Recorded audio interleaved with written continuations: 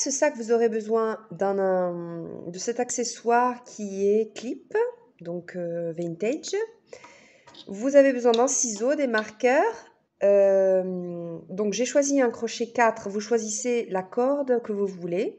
Donc vous pouvez choisir vraiment de la corde comme ceci, exprès pour les sacs. J'ai ça déjà, donc je vais le faire avec ce genre c'est du lycra. Donc marqueur j'ai dit.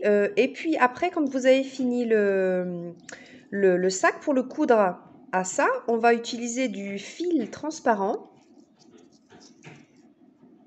qui coûte vraiment pas cher. Vous trouvez dans mercerie aussi.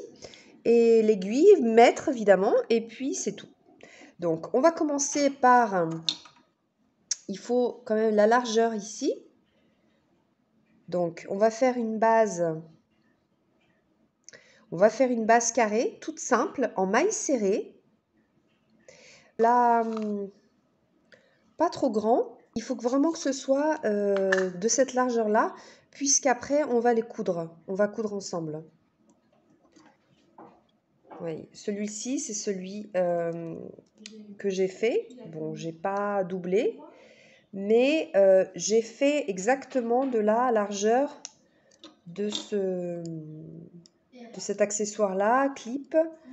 Voilà, donc c'est tout à fait facile. Donc je vais commencer par mon nœud.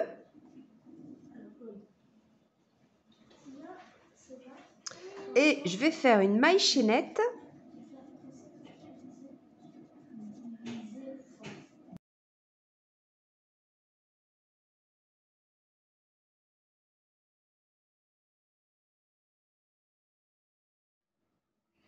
Donc voilà, j'ai fait 17 mailles serrées, donc ça fait 15 cm, hein, si je ne me trompe pas. Donc je fais une juste pour me tourner. Donc vous voyez en fonction de la grandeur que vous voulez faire.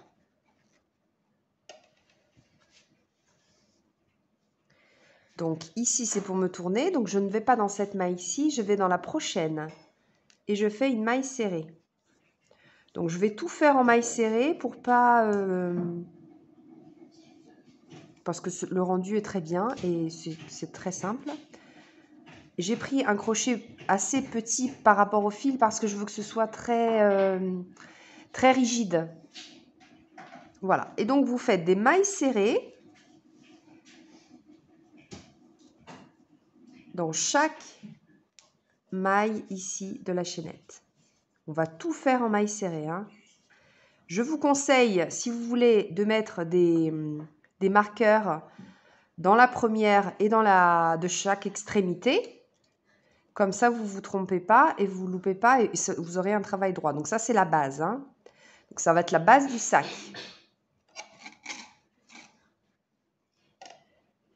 La base du sac. Et puis, on va monter jusqu'à avoir la largeur souhaitée.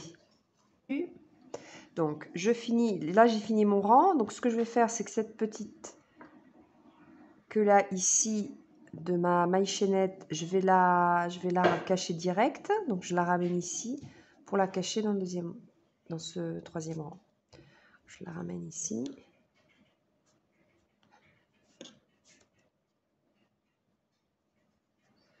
Voilà. On va faire une maille en l'air. On fait une maille en l'air.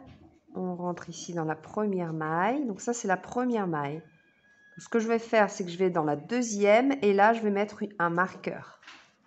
Comme ça, je sais que ici, c'est ma première. Ça vous aide. Vous ne perdez pas plus de temps. Et voilà, donc vous continuez comme ça. Maille serrée uniquement.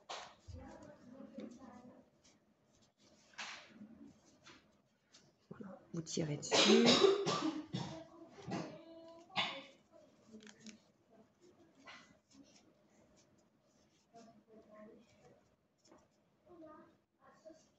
Voilà, et vous le tenez bien comme ça. Parce que si vous le tenez comme ça, vous allez vous faire mal à la main. Donc quand on utilise des gros crochets et surtout du gros fil, hein. On n'hésite pas à le tenir comme ça. Voilà. Donc,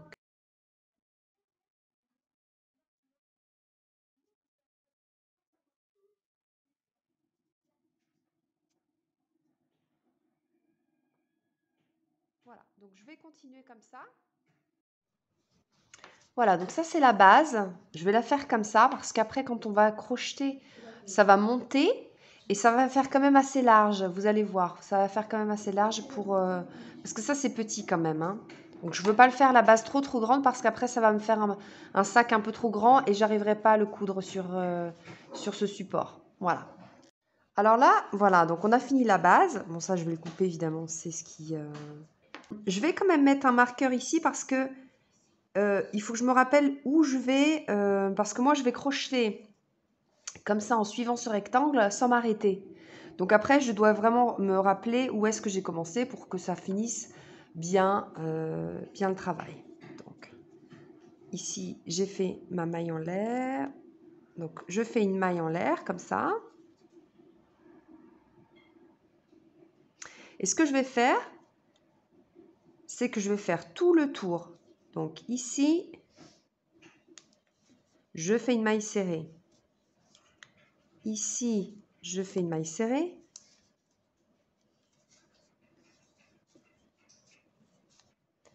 Ici, je fais une maille serrée. Je prends les deux. Je prends les deux brins. Ici, dans l'espace, ici, je fais une maille serrée. Ici, je fais une maille serrée. Alors, vous comptez parce qu'il faut que ce soit le même nombre de mailles serrées par rapport à l'autre côté. Donc, ce côté-là, ça doit être pareil. Donc, ce que je vais faire, c'est que ici, je finis ma maille serrée.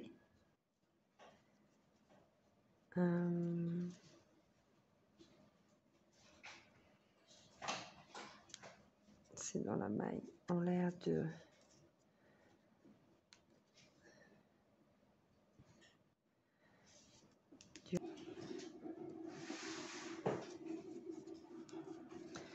Donc là, je compte 1, 2, 3, 4, 5, 6. 6. Ici, je devrais en avoir aussi 6. Là, je fais une maille serrée. Donc ça, c'est ma maille chaînette. Donc chaque espace, je prends bien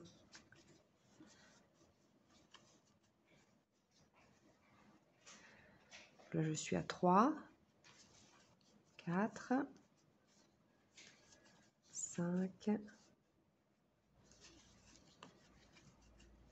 6, 7, 8.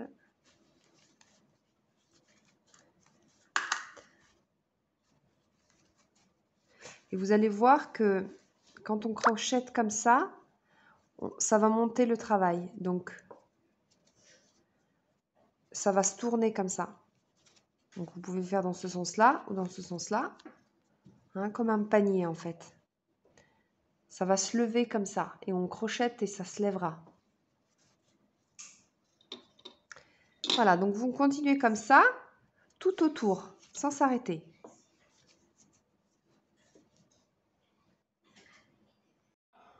Voilà, donc en fait, ce que vous faites, c'est que ici, bon, j'ai changé de couleur puisque évidemment, je n'avais pas assez.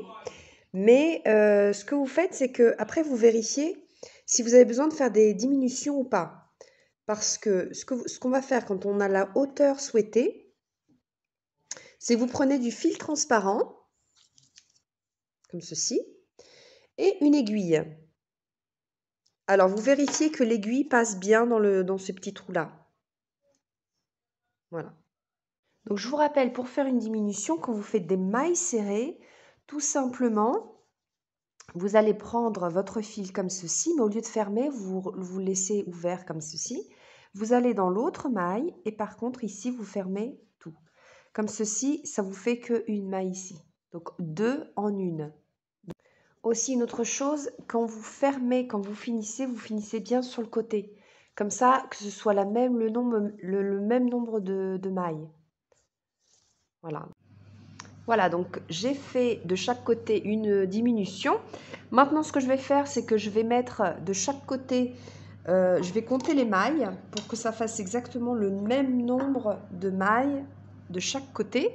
Voilà, donc j'ai retourné mon sac. Je l'ai retourné parce que je préfère ce côté-là.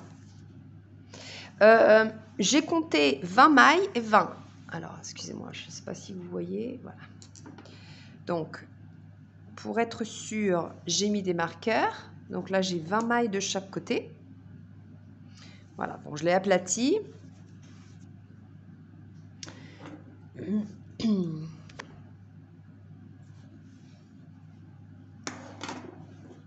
Ensuite, vous prenez votre fil transparent, votre aiguille.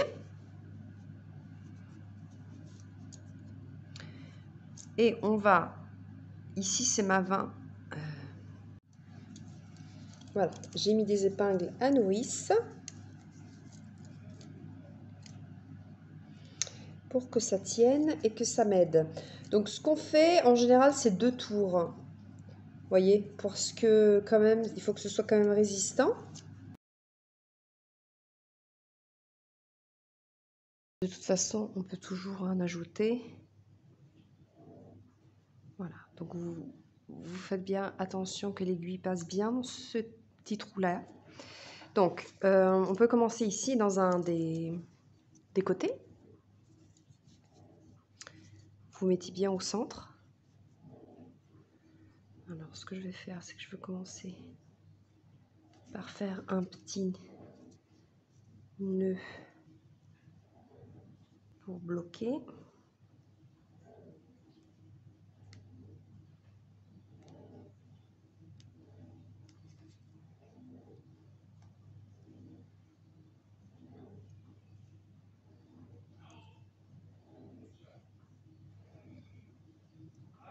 Comme ceci. J'ai laissé ici, bon, il est transparent, vous voyez le fil, parce que après, à la fin, je vais certainement le joindre. Donc ici, vous passez comme ceci. Alors, si vous n'arrivez pas, vous faites comme moi. Vous faites d'abord le tissu et après, vous rentrez dans le trou. Il n'y a pas de souci, parce que c'est vrai qu'il faut que l'aiguille soit un peu plus droite.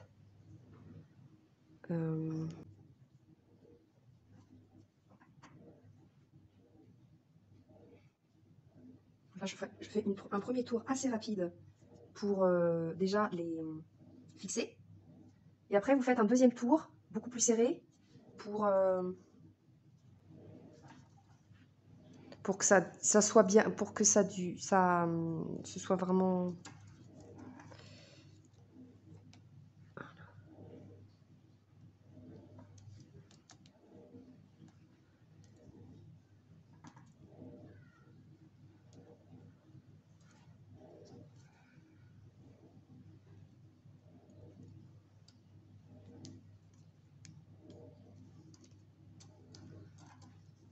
Voilà, déjà...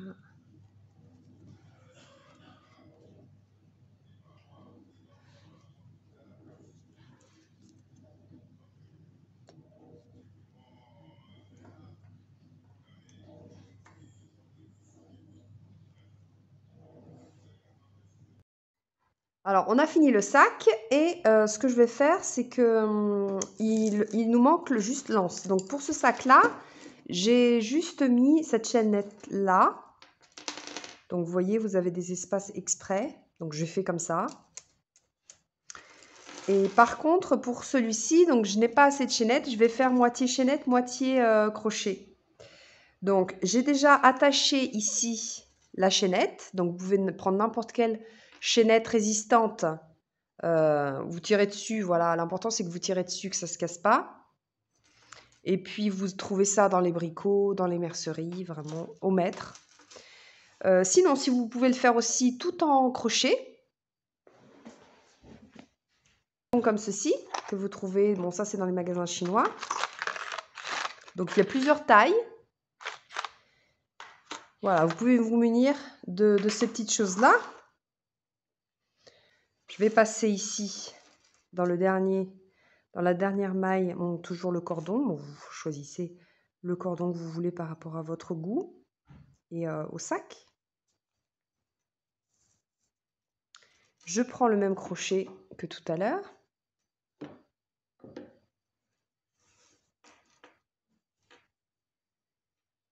Je fais mon nœud coulant. Et ce que je vais faire,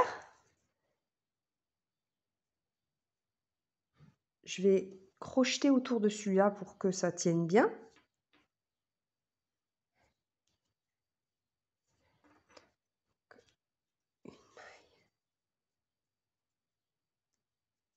Le principe du nœud roumain, j'avais déjà fait un tuto, c'est que vous tournez, vous prenez la boucle ici,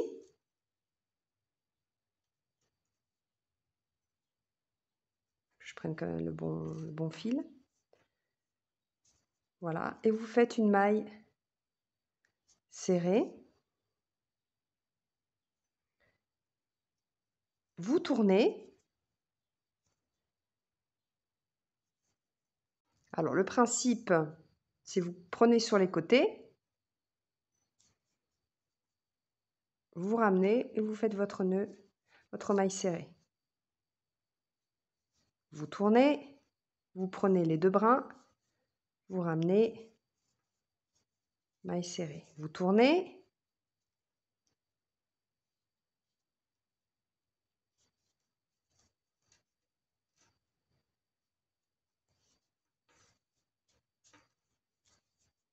vous tournez, vous avez toujours deux brins sur la gauche. Voilà, et vous faites votre maille serrée.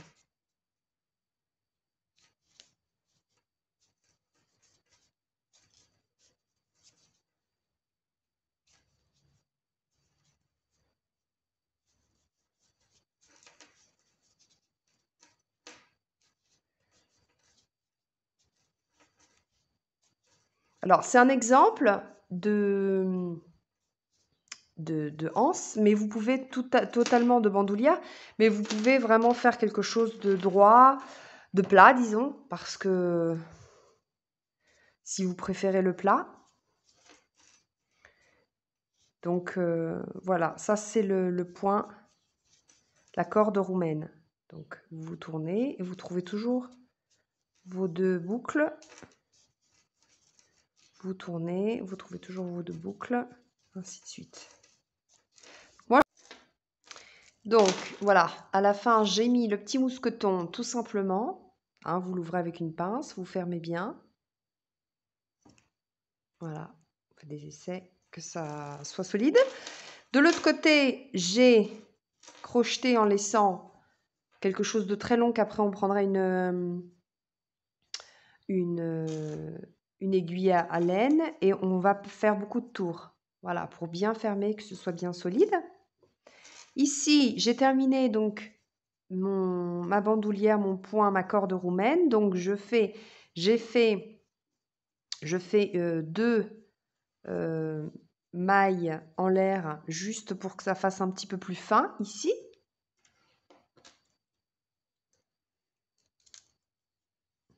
Tout simplement, vous le fermez. Alors, ici, après, vous coupez, vous laissez quand même une sacrée longueur pour aussi que ce soit solide ici à la base, et puis vous passez aussi le fil pour que ce soit, et vous faites des nœuds, vous les cachez, etc., pour que ce soit bien solide. Donc, dans mon cas, ici, je vais repasser le fil.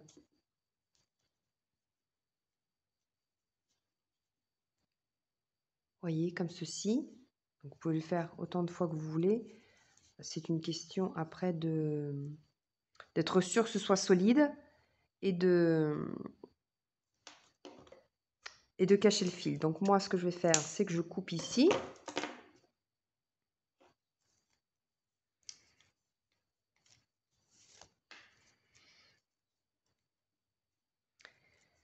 Vous tirez bien.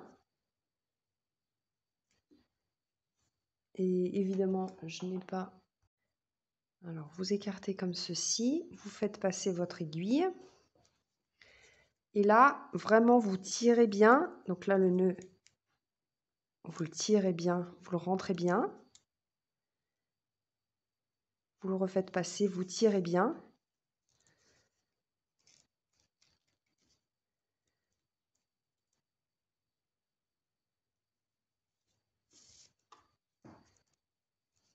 Voilà, et vous le cachez.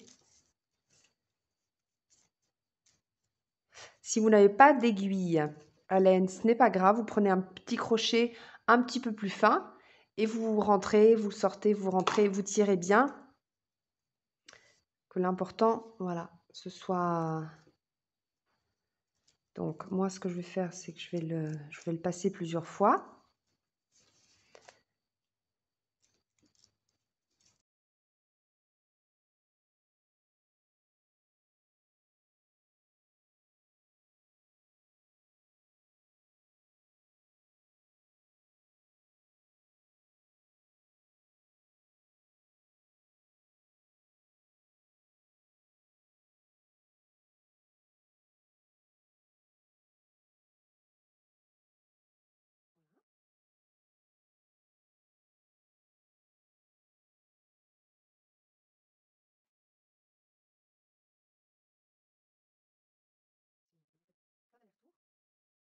Et après, ça tourne un petit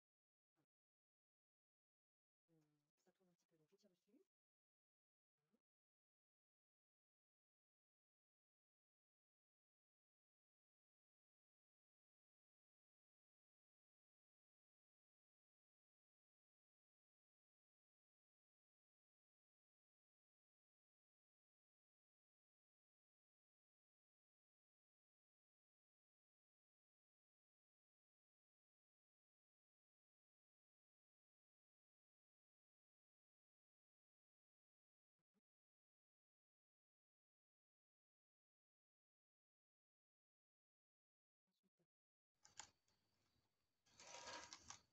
Celui-là, vous faites la même chose. Vous allez le cacher. J'espère que vous aimez ce tuto. N'hésitez pas à me poser des questions. Et vous pouvez mettre un like, ça me fait très plaisir. Et je vous dis à bientôt pour de nouvelles vidéos.